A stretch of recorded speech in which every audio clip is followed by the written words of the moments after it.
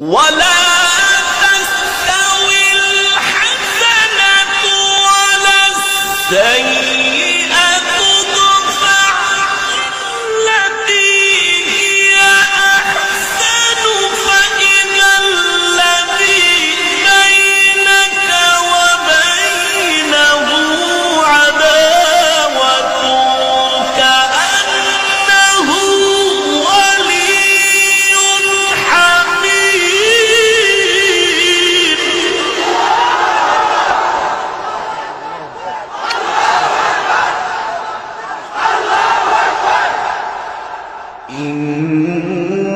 إن الذين قالوا ربنا الله